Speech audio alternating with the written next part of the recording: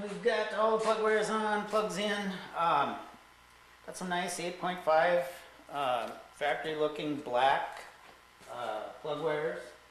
No bright colors or childish crap. But it's hard to, you wouldn't believe how hard it is to find 8.5 millimeter plug wires that are not some weird bright color. But anyway, we got them on there, and we got the plugs in it. Usually on these old school Chevys, you got your frame rotor somewhere on the intake manifold, right on top.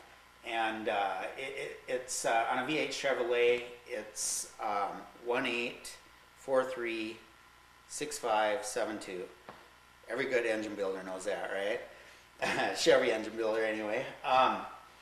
And the rotor turns clockwise, and you just put them on there in that order and get them so they're not going to rub the exhaust or anything, and you got her. The plugs, I've got 8s in this one. I run NGK. It'd be different with Champions. But usually, you know, you have to have the thread depth and everything that matches your head. And a lot of the aftermarket heads are all the same, and these are the same as aftermarket heads. But they're like a 14 millimeter thread.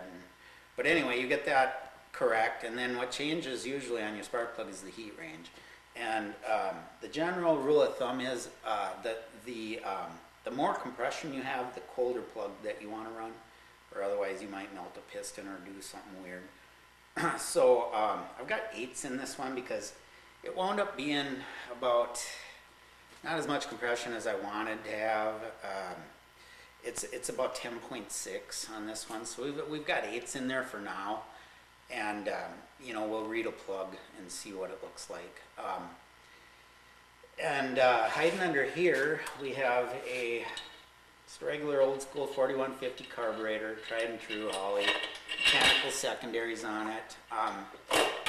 It's the classic, you know, 4150.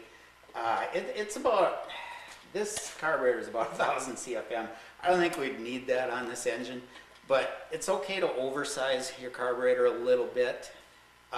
You never want to undersize it and starve it for air. But we'll check air fuel when we get it on the dyno, and then we'll jet it accordingly, you know, and we'll go from there. You know, this will work for now, and I got to get it off from this wiggly engine stand before it falls off, and I'll put it on the floor stand, and then we'll throw it in the back of the truck, and we'll run over to the dyno quick, and you can come along.